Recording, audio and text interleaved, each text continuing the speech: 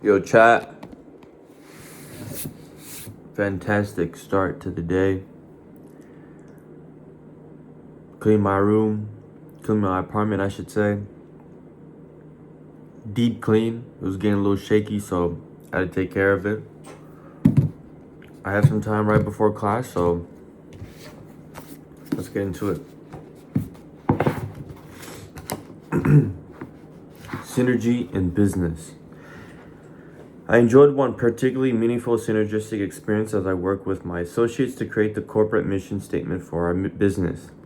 Almost all members of the company went high up into the mountains, where, surrounded by the magnificent of nature, we began with a first draft of what some of us considered to be an excellent mission statement.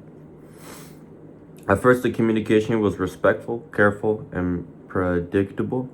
But as we began to talk about the various alternatives, possibilities, and opportunities ahead, people became very open and authentic and simply started to think out loud. The mission statement agenda gave way to a collective free association, a spontaneous piggyback of ideas. People were generally empathetic as well as courageous, and we moved from mutual respect and understanding to creative synergistic communication. Everyone could sense it. It was exciting. As it matured, we returned to the task of putting the involved collective vision into words, each of which contained specific and committed to meaning for each participant. The resulting corporate mission statement reads, our mission is to empower people and organizations to significantly increase their performance capability in order to achieve worthwhile purposes through understanding and living principle-centered leadership.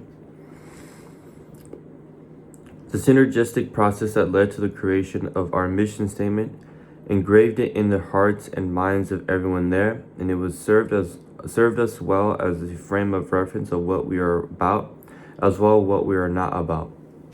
Another high-level synergy experience took place when I accepted an invitation to serve as a resource and discussion catalyst at the annual planning meeting of a large insurance company.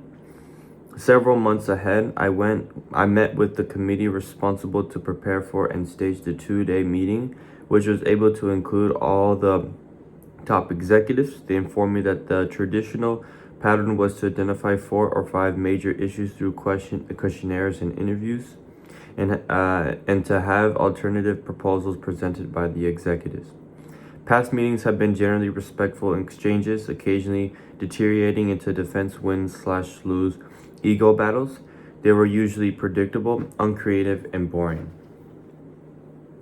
As I talked with the committee members about the power of synergy, they could sense its potential. With considerable trepidation, they agreed to change the pattern. They requested various executives to prepare anonymous white papers on each of the high priority issues, and then asked all the executives to immerse themselves to these papers ahead of time in order to understand the issue and the differing points of view.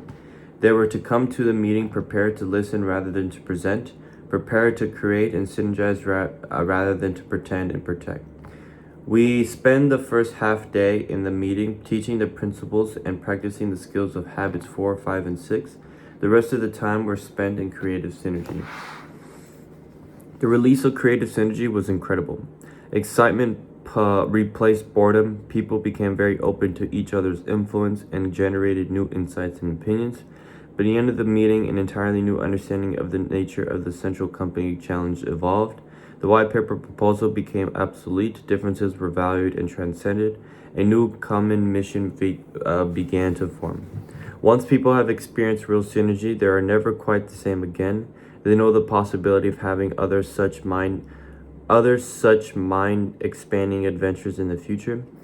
Often attempts are made to recreate a particular synergistic experience, but this seldom can be done. However, the essential purpose behind creative work can be recaptured, like the Far Eastern philosophy. We seek not to imitate the masters, rather we seek what they sought.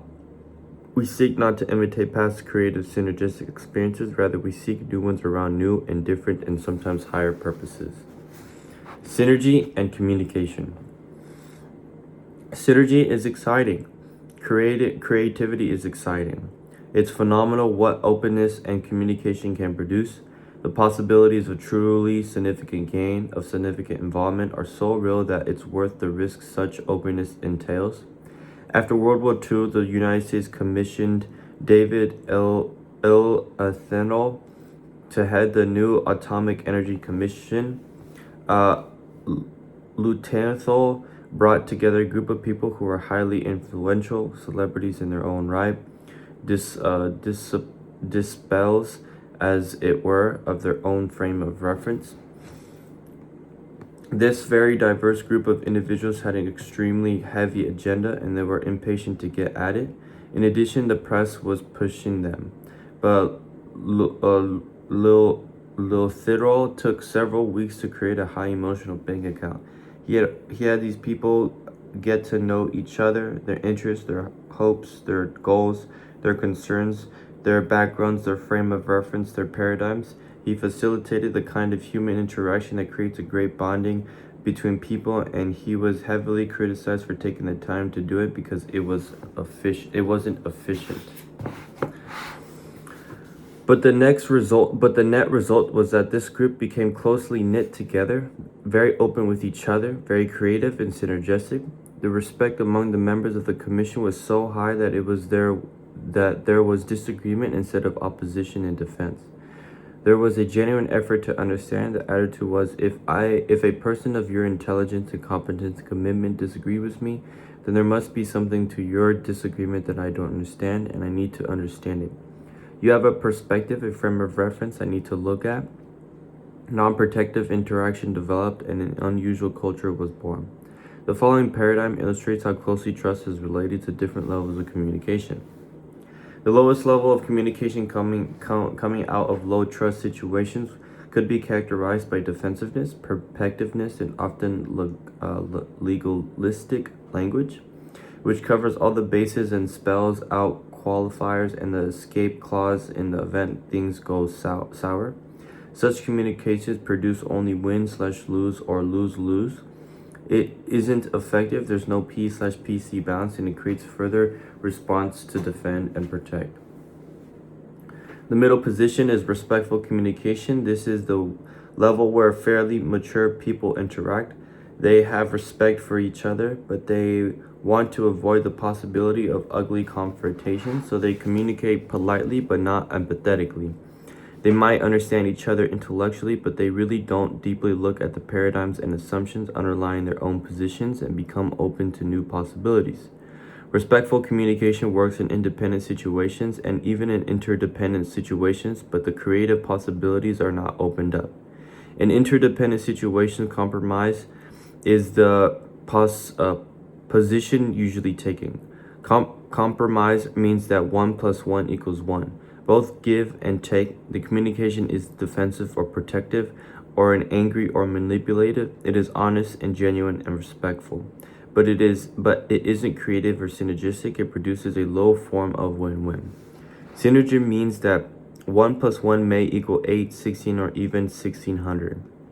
The synergistic position of high trust produces solutions better than any originally proposed, and all parties know it.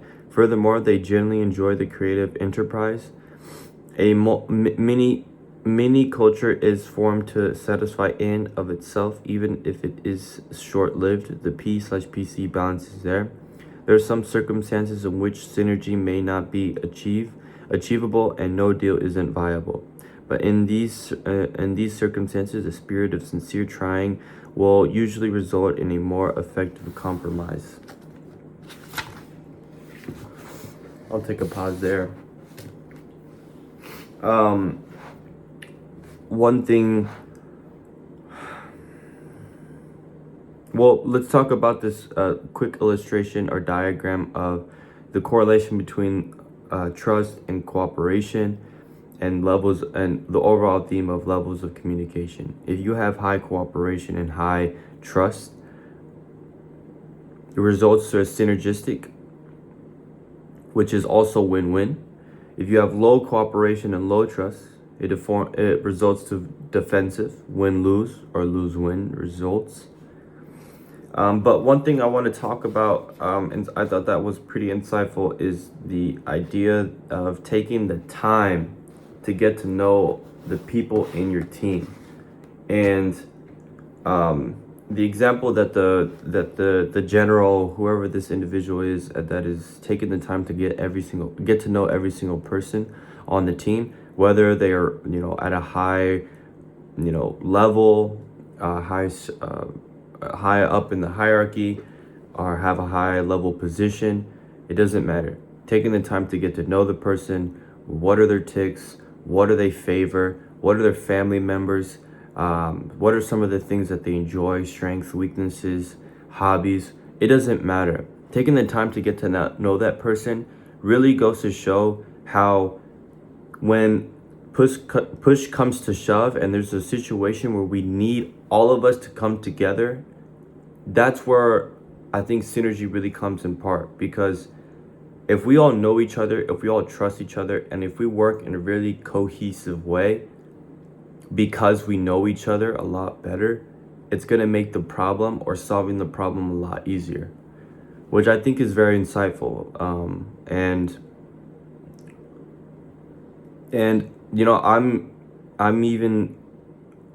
I can go as far as to say that this can work in your personal life as well, where let's say you're in a group of friends and you guys have a fallout, but if you guys know each other to the fullest potential, you guys can come together and come to an agreement or come to a resolution of what's going on, or even in your family.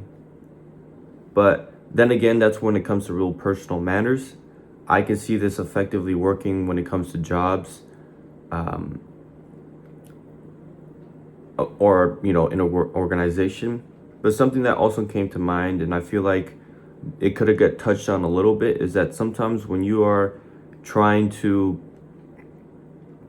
sometimes it's very difficult to get to know everybody, because everyone has different kind of emotions and personalities. But more than that, what I'm trying to establish is that some people can't distinguish between business and personal life. Sometimes they bring their personal attitudes into business or an organization, and things can get very personal. And I think that's the opposite of what I think is trying to be talked about here. But I think it could have got touched on a little bit on the regards of, okay, what can be too extreme, or what are some of the things to watch out for when you try to get to know somebody too far. But anywho, I thought that was a good little section regarding levels of communication and synergy. So I'll see you guys tomorrow or the next video.